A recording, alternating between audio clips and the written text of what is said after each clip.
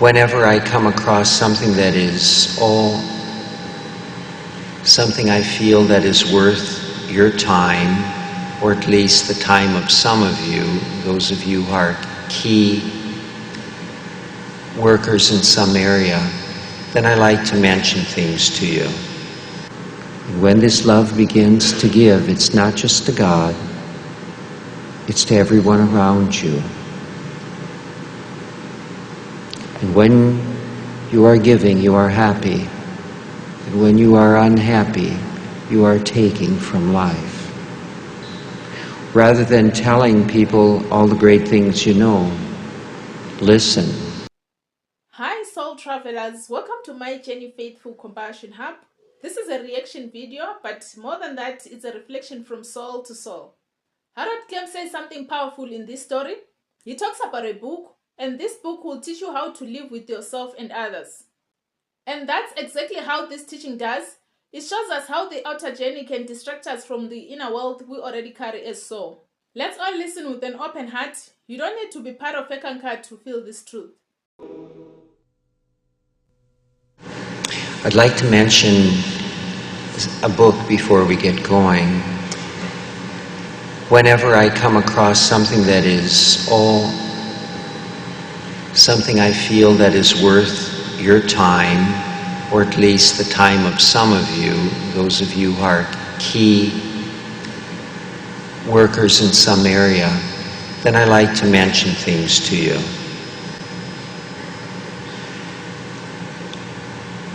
This is the year of the Ek missionary, the Ek Vahana. And so I would like to mention a book, another book by Dale Carnegie. At a previous seminar, in a previous talk, I mentioned his classic, How to Win Friends and Influence People. And I've gotten letters from you, from some of you, many of you, saying how this book has helped you. And it's a wonderful book to help you get along better with those who are around you. This book is especially suitable, this one that I'm mentioning now, is especially suitable in the year of the Ek missionary. The Quick and Easy Way to Effective Speaking by Dale Carnegie. The Quick and Easy Way to Effective Speaking. In this book, Dale Carnegie also speaks about a Dr. Russell Conwell. And it's from an address he gave by the same name, and a book too, that our title for this evening comes from. And the title is Acres of Diamonds.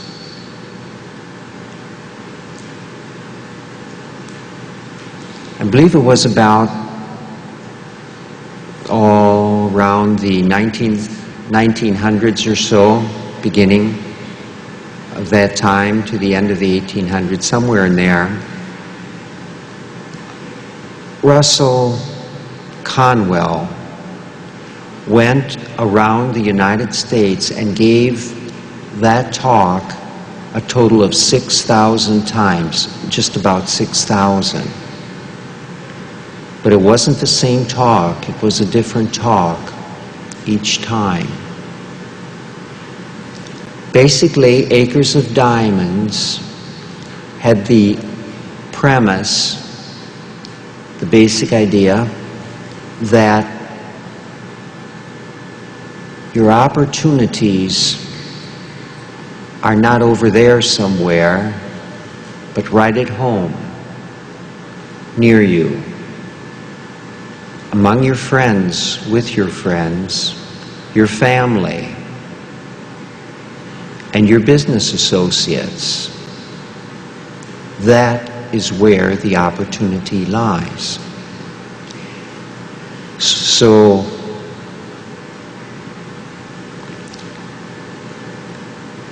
Russell Conwell would go into a town well before his talk. He'd meet the mayor, he'd meet the superintendent of schools, he'd meet teachers, merchants, the barber, the librarian, everyone that he could. And he'd find out what were the opportunities in the town and what challenges did the town face now. Basically, Conwell was a man in quest or looking to learn about himself. This is basically what happens when you find anyone who makes such a thorough study of something, even as Dale Carnegie did when he wrote his books. Dale Carnegie had been a loser in business, and so finally, when he got tired of being a loser, he said, well, I'm going to go and find how people who win go about it. And so from it, he developed a study course, Dale Carnegie, we're back to him now for a minute. And this then turned into a book,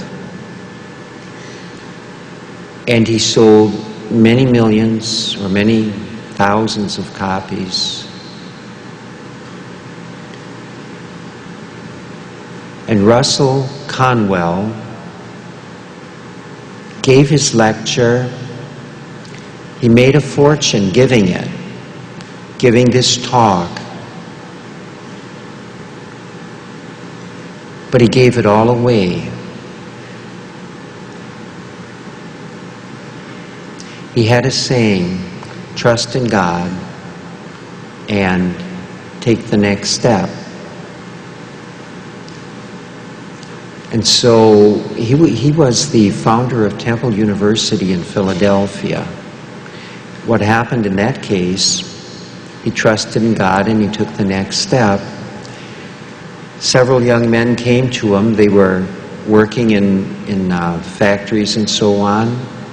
They said, we want to learn, but we can't because all the college courses are held during the daytime. There's nothing for us.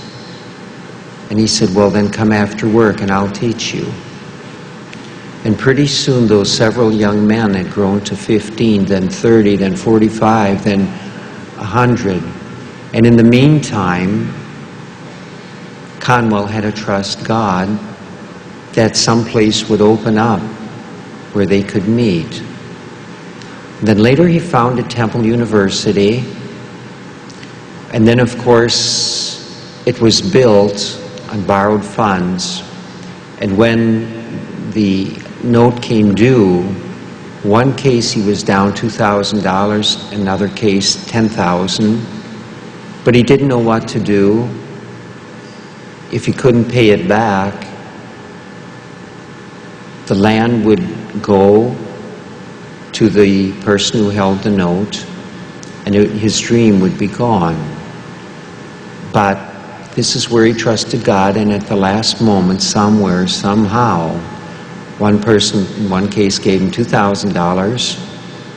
That took care of the first time. Second time, when he was into it big time, $10,000, which is a lot more than it is today, inflation being as it is, such a thing as it is. It was a lot more in terms of value than it is today, and a lot harder to pay back because cash was not as plentiful as it is now. But someone wrote a check and said, you helped my brother so much, and I just felt impelled, or compelled rather, today to give this check to you. And so again, you know, he was right at the brink of failure, and his faith in the divine power carried the day. This was Russell Conwell. And now what's the story?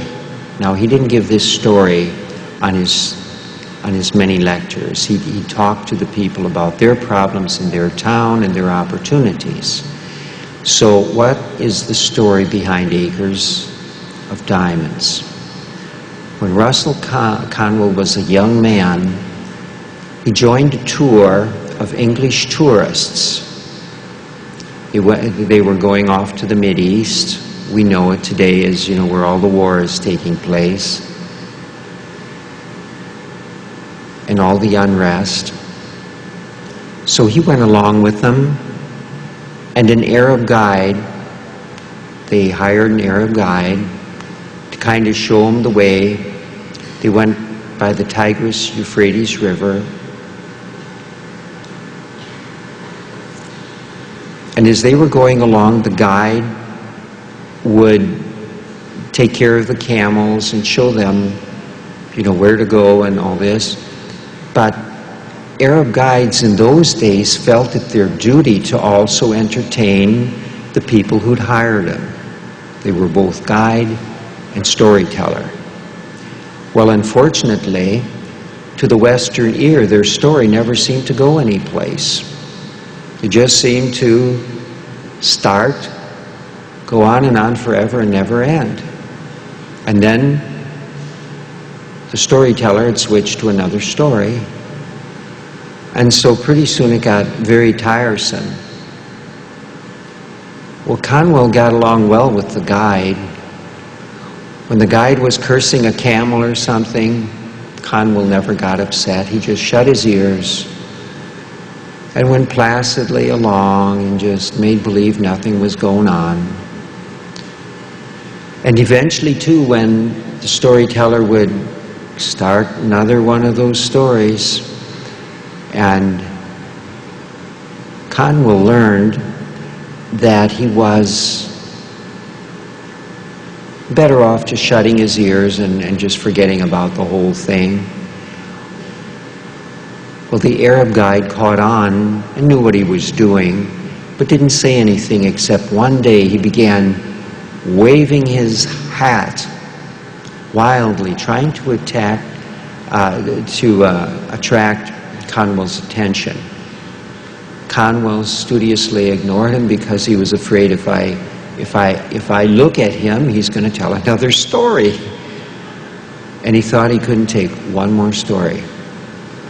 And sure enough, finally he couldn't help himself. He looked over.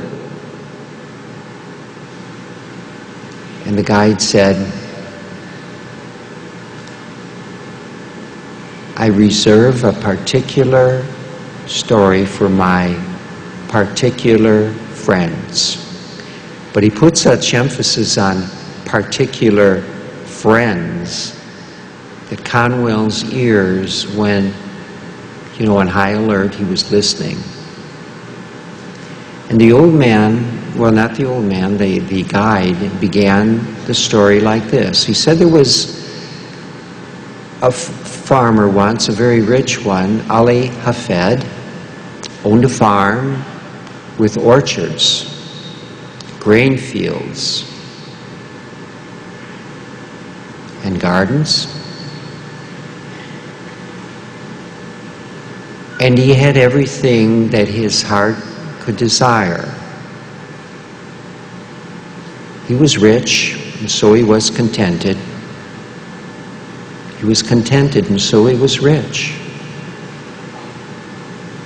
That one day an old Buddhist priest came to visit and talked with him, and he told him the story of creation, how the Creator, how the Almighty had approached this bank of fog, which is all there was in the beginning, and he took his finger and he began to stir the fog, and it went faster and faster and faster and faster until it turned into a molten mass of fire. And then as this molten mass began to cool, that which cooled the quickest became the mountains and the crust of the earth. And the things that cooled next, more slowly, there were other things, and eventually it came to the metals. There was iron. Then after that came the copper, cooled even more slowly. Then came silver, and then gold, and finally diamonds. Diamonds, said the old priest, just one of those diamonds the size of my thumb, and I could buy this whole county. And he said, and you, Ali Hafed, if you had a diamond mine, you could put all your sons and daughters on thrones. Well, that night, Ali Hafed went to bed a poor man. He went to bed poor because he was discontented, unhappy, because he thought he was a poor man. And so greed had begun its work on him. Early the next morning, he jumped out of bed. The sun had just gotten up. And he wakes this old Buddhist priest who was having a wonderful dream. And he was very crabby when Ali Hafed awoke him. He says, "What are you waking me for?" Ali Hafed said, "Tell me where to find the diamond mine." "Well, go find it yourself and let me sleep." He says, "I don't know where to look." Finally, the old priest said, "Well, all right, I'll tell you if you then let me get some sleep." He said, "Look for a river that runs between white sand and between high mountains. And you will always find diamonds there, in that sand." Ali Hafed said, "I'll do it." All right, so now you know.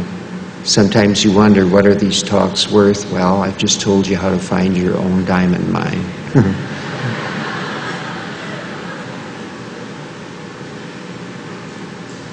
Look for a river or a stream that runs between white sand, and this that runs between high mountains. And you're on your way. So Ali Hafed said, "I'll do it." So he sold his farm, and he put his family under the care of a neighbor. And leaving the new owner in charge of what had once been his, this very prosperous farm, he left. He went throughout the Mideast looking for this fabulous diamond mine, and he didn't find it there. He even went to Palestine and didn't find it there. Now his money began to run out, but he pushed on to Europe. And finally, his clothes were in rags. His money was gone, and he faced starvation. What would he do?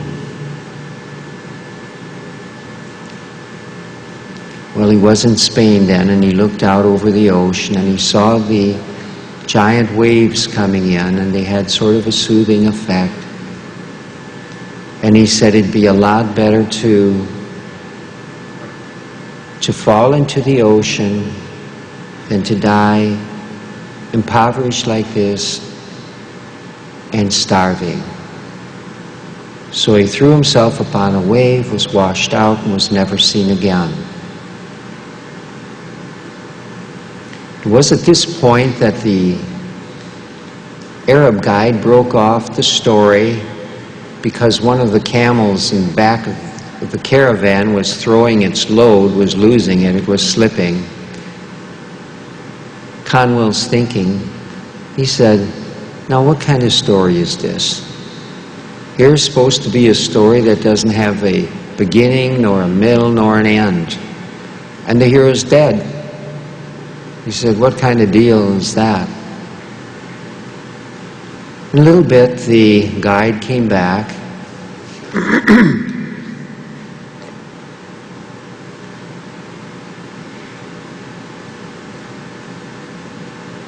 And he took up the story again. This time it was with the new owner of the farmstead that Ali Hafed had sold to him. The new owner had led his camel out into the garden to drink from the stream of water that ran there. And the camel's nose was bumping around in the pebbles at the bottom of the stream. And suddenly there was this black stone that had just this marvelous shining of rays, every color of the rainbow. Well, this farmer, he thought, that's a very pretty stone. I think I'll take it inside the house and put it on the mantle, which is what he did. And then he forgot about it. Now, sometime later, the Buddhist priest came, crossed the threshold of the house, saw this glimmer of light, this many-splendored light shining from up in the mantle, and he said, Ali Hafed has returned. The new owner said, no, he sold this place to me, and we haven't heard from him since. His family hasn't got a word about him. The old man, the Buddhist priest, said, that's a diamond. Ali Hafed said, no, the new owner said, no, it isn't. He said, that's a stone. I just got it out of my garden. No, you don't understand. That's a diamond. It's not a diamond, I'm telling you, old man. It's a diamond. And then finally, the old priest was so sincere that the farmer was convinced. He says, come on out in the backyard, let's go look in the stream. He went out in the stream, and the two were groping around in the sand with their two hands, digging around, and they turned up many more of those stones.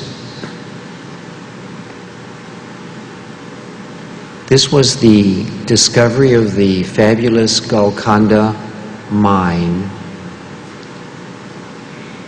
and from it came the crown jewels of England and also of Russia. A fabulously wealthy place, this garden. And so Conwell knew what the Arab guide was telling him. He said, this guide was like a lawyer. You just couldn't pin him down. He didn't want to come right out and say what it was on his mind. He had to go to this story and tell a real roundabout way, and then hope you caught it. And if you caught it, well, fine. If you didn't, well, too bad. So Conwell never let on that he knew what the old guide was saying, but went on to a story of his own back to the guide. But Conwell knew that the guide was telling him, what are you wasting your time out here for? Your opportunities are all back home. And so that's what Russell Conwell heard, but none of the other travelers in that party heard what he heard. In a way, it was like the golden-tongued wisdom, the special voice of God that comes through some conveyance, some messenger, a fellow human being, the golden-tongued wisdom. It was meant for the ears of Dr. Russell Conwell only. He heard and he went home, and he did all these wonderful acts of charity to help other people go further on their own way to God. And some people criticized him. He said, here you are, a man of God, talking about material things. It's very unbecoming of a minister, because he was a minister. But Conwell said, what more fitting thing is there than to help people help themselves so that they can be happy? What better message could I give them? And this is what I'm trying to do too, is to pass along words of wisdom that you can use to build your own life, because no one else will do it for you. Your opportunities are right at home, are too close to see. And all you got to do is open your eyes to see them. And this is where the teachings of Eck come in. The Mahanta, the Living ECK Master, will help you see the things that you need in your spiritual unfoldment, to see the diamonds that are all about you, so that you, the diamond in the rough, may become a polished stone of God, a jewel of God, and be able to receive and give this divine love in return. And when this love begins to give, it's not just to God, it's to everyone around you. And when you are giving, you are happy. And when you are unhappy, you are taking from life. Rather than telling people all the great things you know, listen to them and find what they know. Sometimes you learn so much that can help you. Well, you've been a very kind and thoughtful audience, and I appreciate it.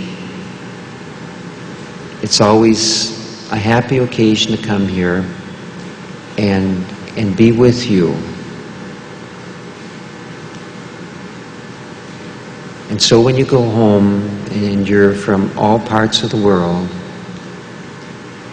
please give my love to those in Eck who were unable to come, and let them know that my love goes out to all of you. May the blessings be. How many times have we looked at someone's life and thought they had it better? But what if your spiritual growth, your joy, your purpose is already right here where you are? I love how Harold Klemp says the Mahanta, the inner master, helps to recognize these diamonds, not just to gain, but to give. Because when we start giving love, we start becoming that polished jewel, souls shining in God's light. And it's not about being loud. Sometimes the loudest teaching is just listening and just loving. So this is what I'm taking from this. Don't leave your spiritual garden searching for another. Water the one you are in. This talk reminded me that the Mahanta, the Living ECK Master, help us recognize the diamonds already around us. Our relationships, our struggles, ever the people that we overlook. Sometimes the answers are hidden in everyday moments. Eckankar teaches spiritual freedom, not by running from life, but by awakening in it. Our teaching ends here today. As always, thank you for watching. I love you all. Remember, your soul is never alone.